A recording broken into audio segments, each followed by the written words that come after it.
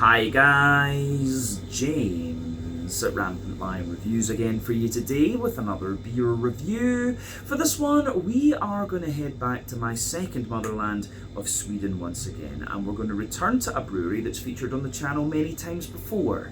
Now, these guys are a very well established and very well respected name within the Swedish craft beer scene, one of the real pioneers of Swedish craft beer, I would argue. And when it comes to this brewery, I would say that they're probably best known for their big Imperial stouts and also for their more kind of fruity sour beers, at least in the early days. But in more recent years, they've been diversifying quite a lot and doing lots of different IPAs and lagers and stuff like this. So it's probably fair to say today that this brewery is very, very well rounded. Basically, pick a style of beer from this brewery that you enjoy and you will get a good example of it. But the beer that we're going to have a look at from them today is a style that I have tried from this brewery before. It's one that I know they can do very well, and this is a beer that I've really wanted to try from these guys for quite some time, but I've just never come across it until now. So needless to say, I'm very, very curious to see what this one is going to have in store for us. Hopefully it's another good beer. Hopefully it makes for an interesting review, and as always, I hope that you guys watching enjoy my take on this one as well. So yeah, for this review then, like I said, we are going to go to Sweden. We're going to head up the west coast to Göteborg, the Swedish craft beer capital up there on the west coast. As I always used to say in my Swedish reviews, we just need to get that Gothenburg catchphrase in there when we can these days. But we're going to go a little bit out to the east of the city to Landvetter, very close to the airport. But that means that we're going to have a look at another beer from the wonderful Bryggeri. So this particular beer is called Idjit. It comes in at 9.5% ABV, and this one is an Imperial Stout. So yeah, I think back in maybe about 2020 or so, I reviewed the Big Idjit from these guys, which I thought was really awesome. And then when I actually researched a little bit more, I found out that that was the kind of big brother of a beer that they'd done a couple of years prior, which was the original version of this. And I've always wanted to try the original Idjit. And a little bit after I reviewed Big Idjit, they did one called, I think, Big Skull Idjit, which was in collaboration with Electric Nurse Brewery, which is run by the founder of Bryggeri's daughter and her husband. So yeah, this is a beer that I've wanted to come across from these guys for quite some time.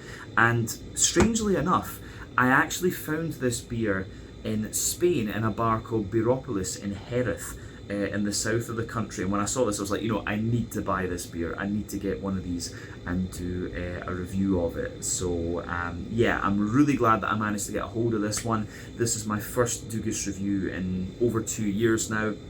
So yeah, I think this is a very nice place to return to Dugis Bryggeri, I have to say. So yeah, this is the Idjit 9.5% Imperial Stout from Dugis Bryggeri in Landvetter near Gothenburg in Sweden. One of my favourite Swedish craft breweries, actually.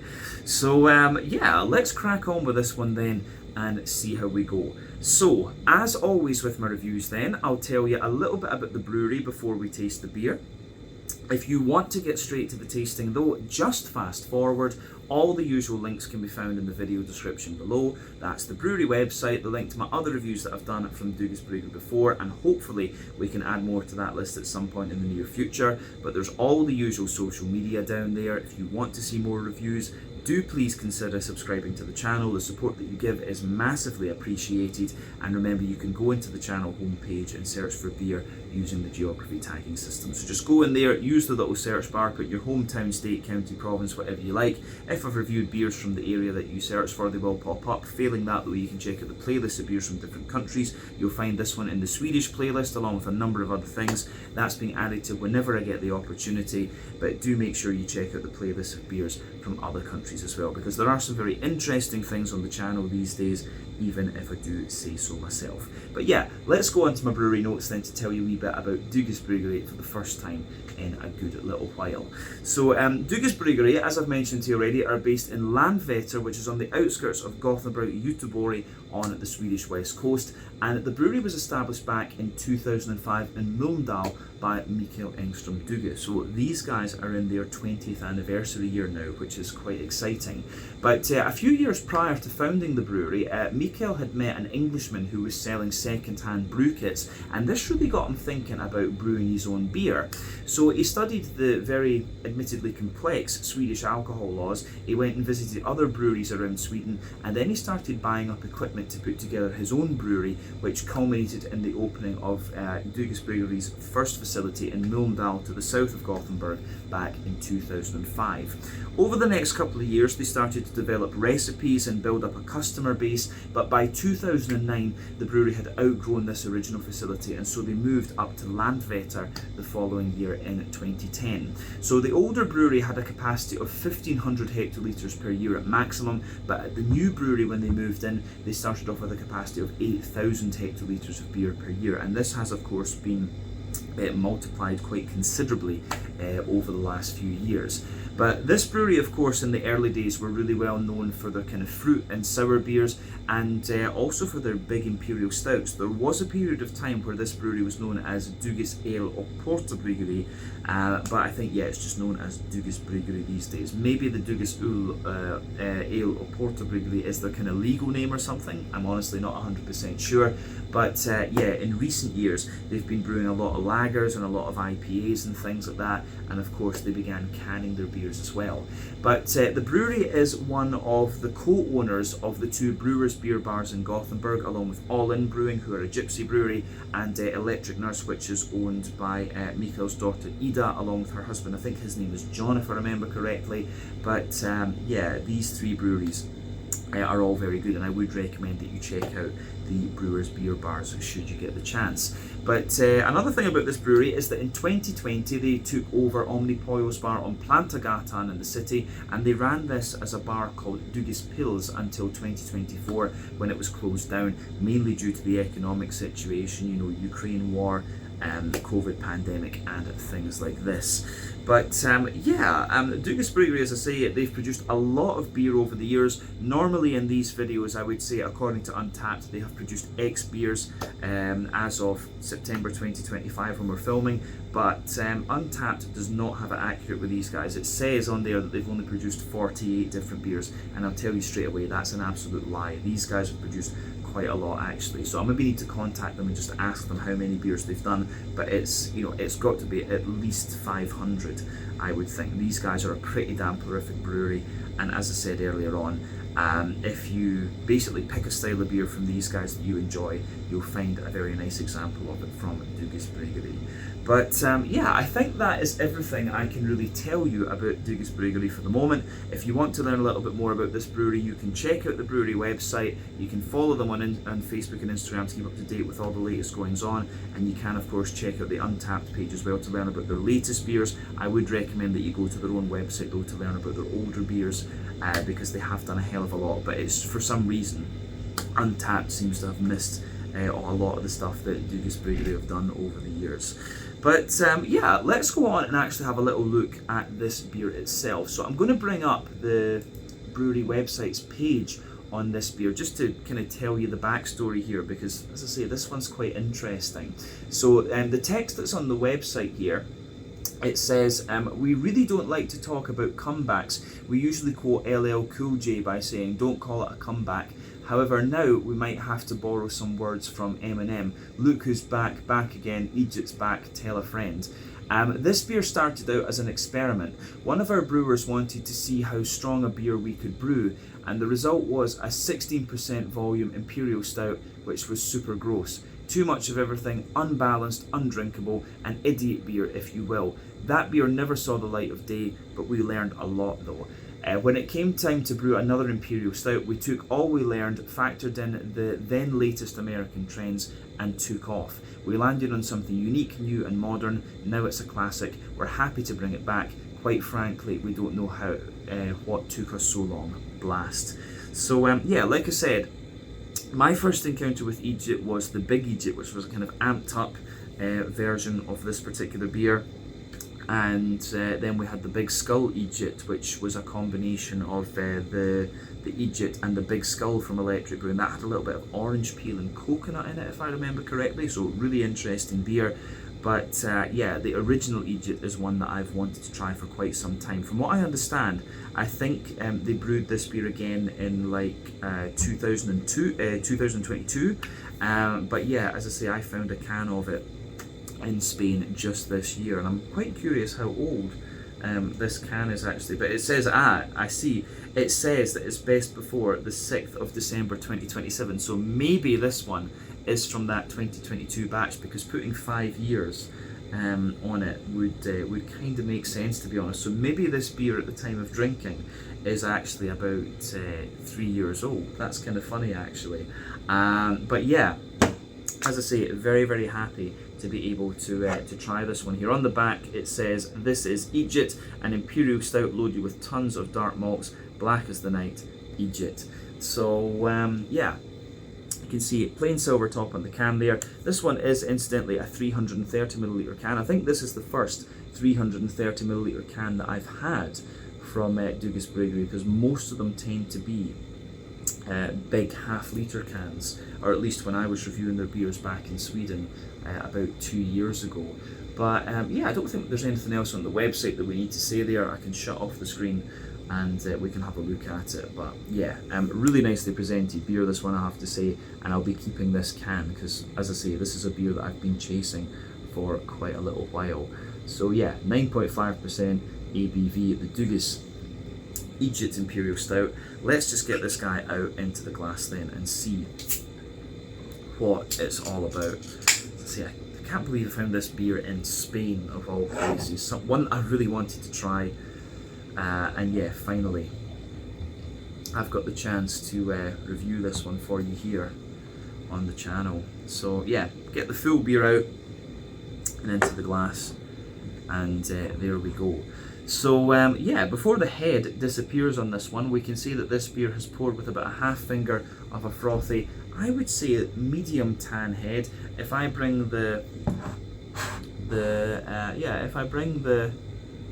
beer up toward the glass there and it will focus, you can see there's some medium-sized bubbles on the surface of the liquid, but it gets a little bit more foamy the further up the head that you go. But yeah, it's got a little bit of a more foamy layer out of this one. And that's the foamy layer is just kind of fading away to be nothing. But yeah, you've got that ring just around the edge of the glass there. But lovely dark ebony rosewood colour to it. It looks absolutely great. If you shine the light through it, it does have a little bit of that kind of Coca-Cola, Pepsi coloured edge to it. Not much in the way of visible carbonation. All in all, in terms of what you would expect appearance-wise from an Imperial Stout, this one is giving you exactly what you would expect. But yeah, when it comes to the Imperial Stout as a style, there's a few ways you can play with these beers. You can do a double mash, which is going to give you a really kind of thick, sticky mouthfeel. You can barrel age them, where you're going to sacrifice a little bit of the mouthfeel to give you a more kind of infused type flavour. You can add some adjuncts into them, which of course can be quite interesting, but you can also do a longer wort boil, which is going to give you some more kind of complex brown sugary kind of characters out of the beer. So at 9.5% ABV, this one is, yeah, it's kind of getting up there, but I don't think it's going to be one that's been played with too much. I expect this to be a little bit more of a kind of old school American take on the RIS style. We'll need to see what we actually get out of it, but that, yeah, is really what I'm expecting out of this one. But yeah, we'll just need to see. I don't think there's anything else, as I say, we need to say about the appearance of this one, and we've talked about the technicalities of the beer, so let's go on and just have a little look at the aroma of the beer before we get stuck into it. I'm really curious about this.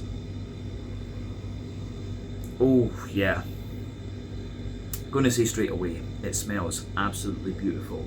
Yeah, this is very much like a kind of, you know, if you go back to like 2010 or whatever, this is kind of exactly what you would have expected of the American craft breweries, you know, their Imperial Stouts at the time. It's proper old school, this very, very nostalgic beer for me.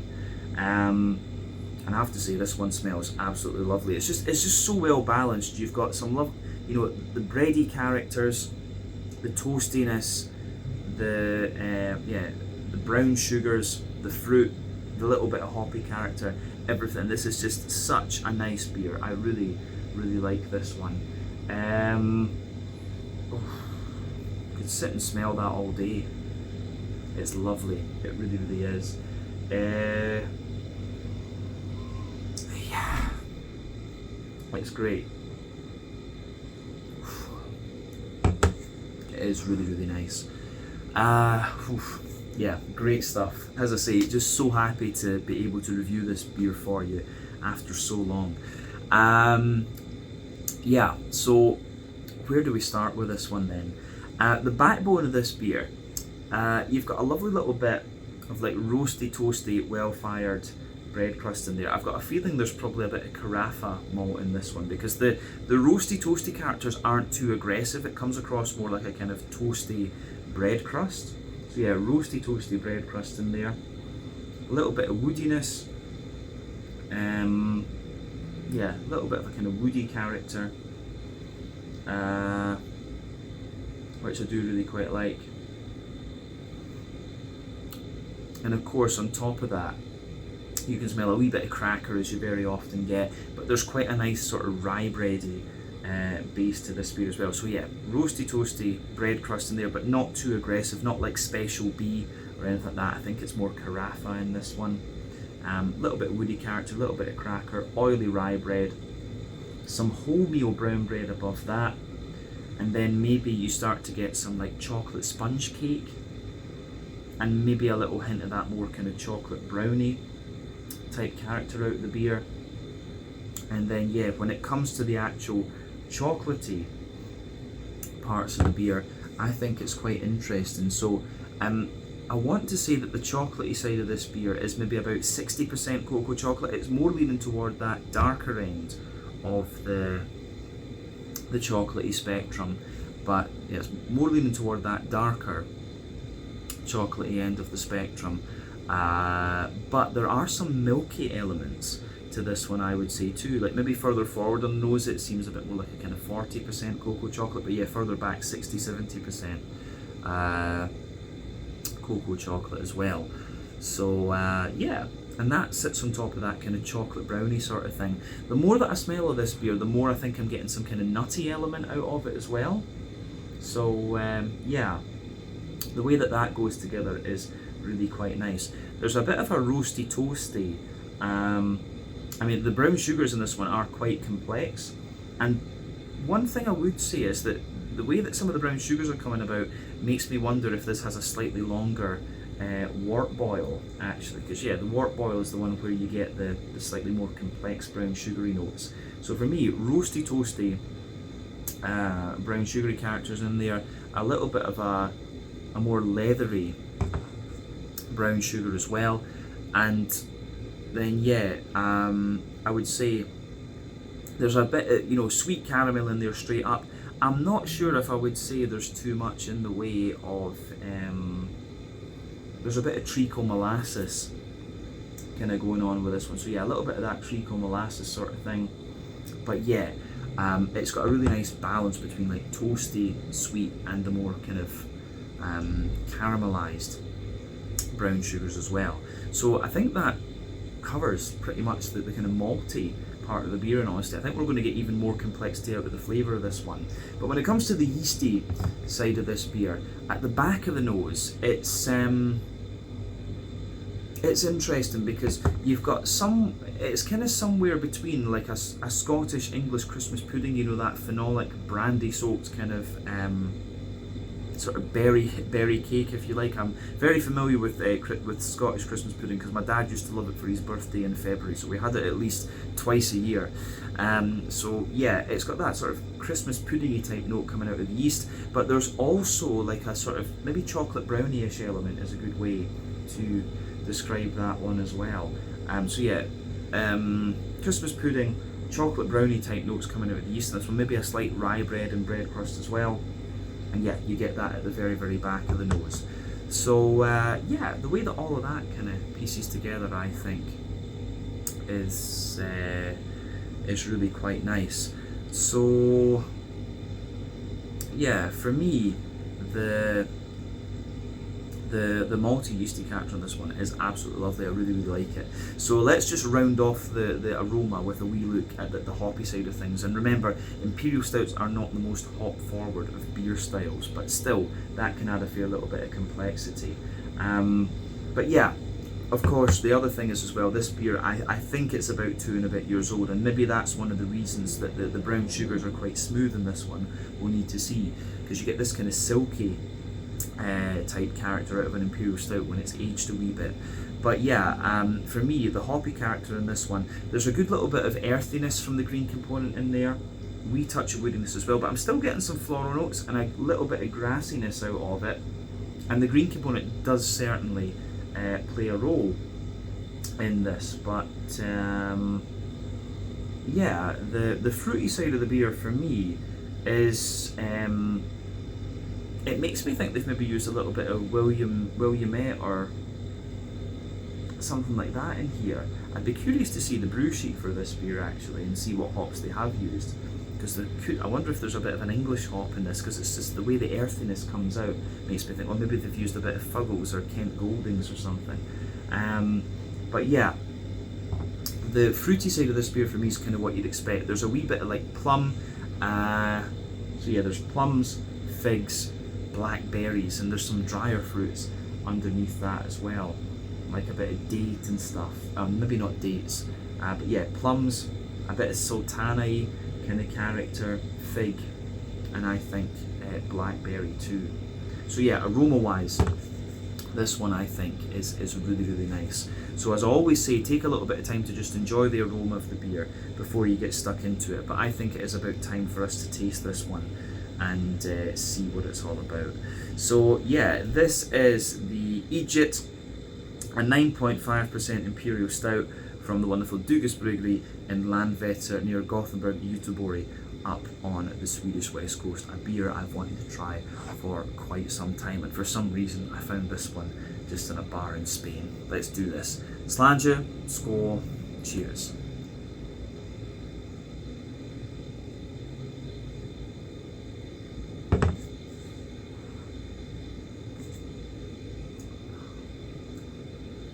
Oh yeah.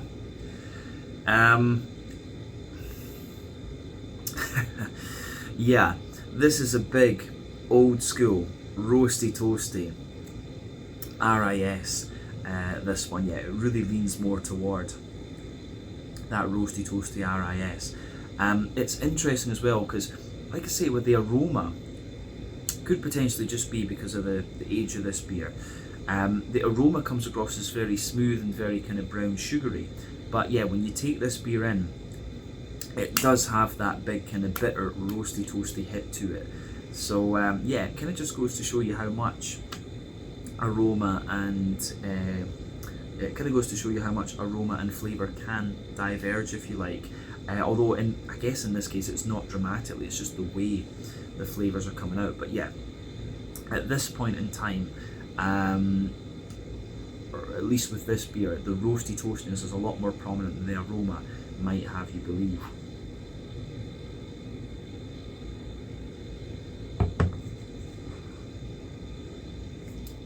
Yeah. So, where do we start with this one then? Let's just go to the middle third of your palate then. The backbone of the beer, it's that roasty toasty, well-fired bread crust in there. I think there's a little bit of like special B in this one. I was thinking the smoothness earlier on would be carafa, but no, there is something a bit more aggressive in this one, if you like. So I want to say a little bit of special B.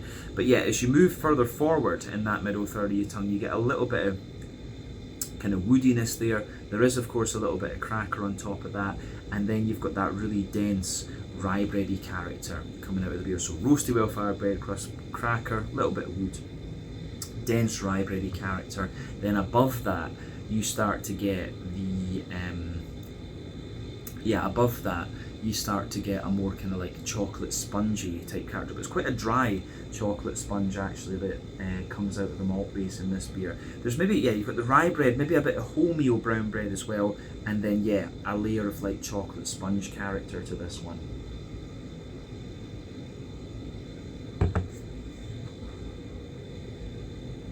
yeah, I do like that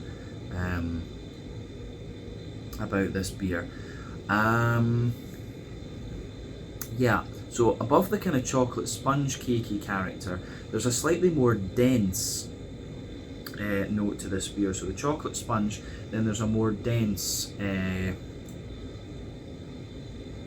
of like chocolate brownie type thing in there. So as I've often said, sweeter flavours come out further forward in the palate, more dry and bitter flavours come out further back. So yeah, above the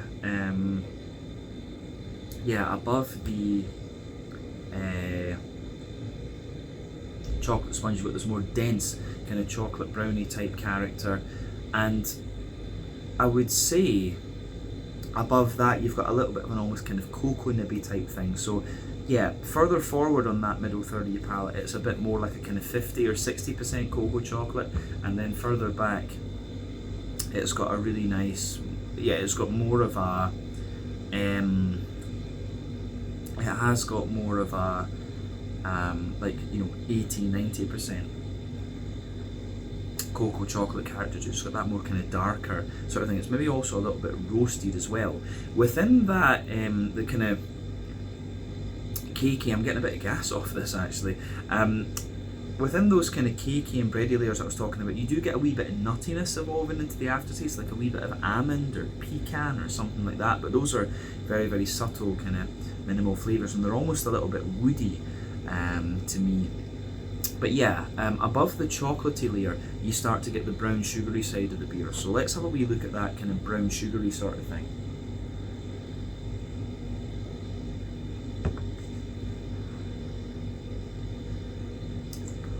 So yeah, the brown sugary side of the beer for me, above the chocolatey layer, it's got a little bit of a more kind of toasty sort of thing to it. So yeah, it's quite roasty and toasty. Then there's a more, it's kind of maybe a circle in the middle of your palate there. So the base of the circle in there is a bit more roasty and toasty. You've got a kind of leathery brown sugary layer as well, and then above that, I think it's like a sweet, the next layer up is a kind of sweet caramel. Then the dead centre of your palate is the more oily kind of treacle molasses sort of thing. So yeah, the way that all of that goes together in this one is quite nice, and obviously these layers are getting bigger and bigger. So if you start from the top, treacle molasses, sweet caramel, then the more leathery brown sugar, and then yeah, the roasty toasty kind of character with a wee bit of biscuit to it as well. So all of those layers, as I say, sitting on top of the kind of chocolatey character. But I think that covers the middle third of your palate, where the vast majority of the complexity in this beer actually lies. So yeah, it's really good stuff, this one. A proper old school RIS Russian Imperial Stout, this beer. So yeah, let's go to the back third of your palate then. As I've often said, the back third of your palate is going to give you very similar flavours to the middle third of your palate, but just at different intensities. So yeah, the border region between middle and back third of your palate, you get that nice little bit of bready build up in there. You've got the kind of rye bread in the base, the wholemeal brown bread on top of that, the more chocolate spongy character, then a wee bit more of the kind of dense chocolate brownie type stuff coming out of it. So yeah, the base of that back third of your palate, you've got roasty toasty, yeah, the roasty toasty well-fired bread crust, and that's where you're getting the real kind of punchy side of it there. The cracker sits above that. The rye bready layer feels a little bit lighter, taller, more airy, slightly drier as well. You can say the same about the wholemeal brown bready layer, which sits above that, and the chocolate sponge layer above that. And then yeah, you get that dense chocolate brownie type character sitting on top of everything else. And then yeah, on the top of all of those layers on the back third of your palate, you've got a really nice you've got a really nice yeasty kind of character coming out of the beer. So let's have a wee look at that.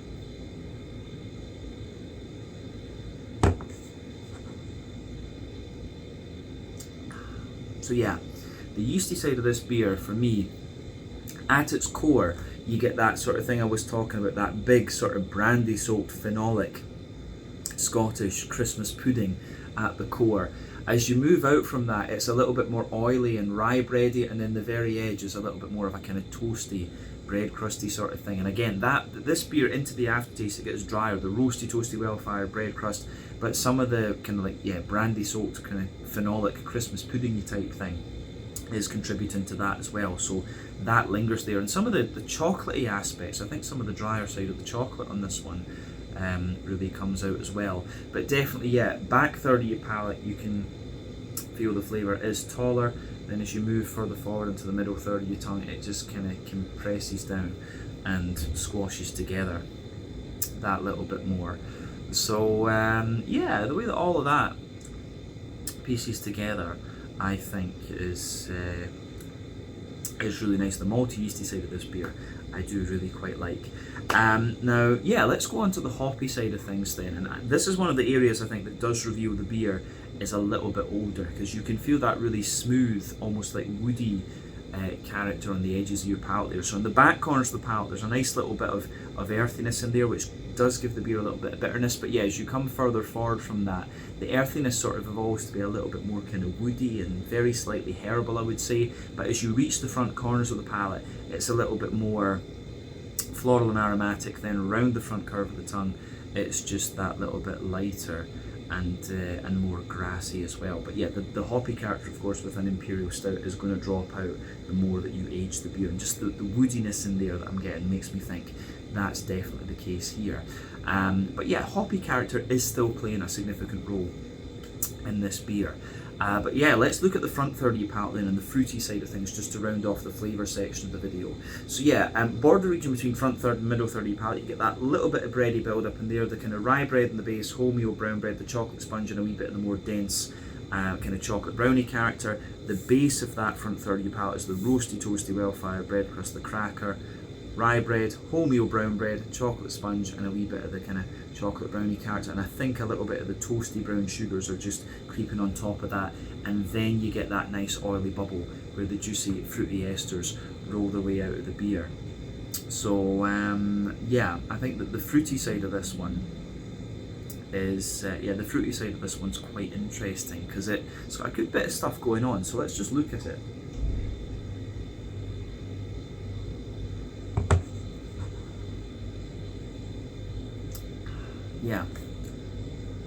So the fruity side of the beer for me, it's, when you first take it in, like if we go to the back half of that front third of your palate, I think it's kind of nice and oily and plummy. Then it's kind of oily and plummy. Then underneath that, I do get a little bit of an almost kind of datey sultana type thing in the back half of that front third of your palate. But as you move further forward, it's got a little bit more of a kind of oily figgy type character. Then in the front half of the front third of your tongue, it's a little bit black curranty and a bit more kind of oily and blackberry type character coming out of it. But that phenolic Christmas pudding note is kind of mixing in with all that as well from the back of the palate too. So plums, like a bit of date and sultana underneath, figs further forward in the middle, and then black currant, and would I say blackberry?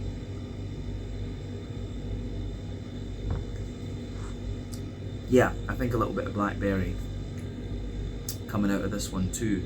So the way that all of that kind of pieces together in this one, I think is really nice. But it's absolutely fair to say that this is an old school RIS, that's for sure. I think we've covered everything we need to say about the flavour of this beer at this point in time. But let's just round off the review with a wee quick look at the mouthfeel. So for me, this beer, I would say that it's kind of bottom end of full bodied, maybe mid-range full bodied, somewhere in there. The carbonation is very, very smooth in this one. It's got a lovely mix of like silky and it's slightly oily, but more of a kind of silky mouthfeel. The IBUs in this beer I think are fairly high, like 80, 90 IBUs. That would not surprise me, and that's coming from a mix of the hoppy side of things, which despite the beer being what I suspect is about 2 years old, the hops are still playing a role, but you've also got that roasty, toasty, special B type bitterness coming out of this beer. That special wee malt really has a bit of a punch to it. You can feel that in this beer. So yeah, mix of bitterness coming from both the malt and the hoppy side of this beer. Your malty character of the beer is roasty toasty underneath, smooth in the middle, and like a kind of dry sweetness on top. And then yeah, you've got a lovely little bit of oily red fruity character to it as well. So yeah, it's a lovely beer, this one. Proper old school RIS, and as I said earlier, one that I've been really wanting to try for quite some time from Dugas Bryggeri. So nice to kind of tick it off the list, if you like. But yeah, I think we can leave it at that for this one. If you want a proper old school RIS, I think you'll enjoy this. And Sweden, I have to say, is very good with most styles of beer. I miss the Swedish craft beer scene a lot, so to come back to Dugas for this one has been very nice too. So yeah, let's leave it at that for this one. This one was the Idjit, a 9.5% Imperial Stout, an old school RIS in my opinion, from the wonderful Dugas Bryggeri in Landvetter, just to the east of Gothenburg. On the Swedish west coast, a brewery that you really need to check out, and if you can get a chance to try this beer, take it, you will enjoy it. So yeah, once again, thank you for watching my beer reviews. Until the next time, please like, subscribe, share, all the usual YouTube stuff. Let me know your own thoughts on this beer in the comments section below. Let me know what your favourite beers are from Dugas Bryggeri as well, and we will no doubt return to these guys again at some point in the very near future. But until the next time, Slanjut, Skål, cheers, check out my social media, check out Dugas Bryggeri's social media, and I'll see you guys in another review very, very shortly. Ciao just now.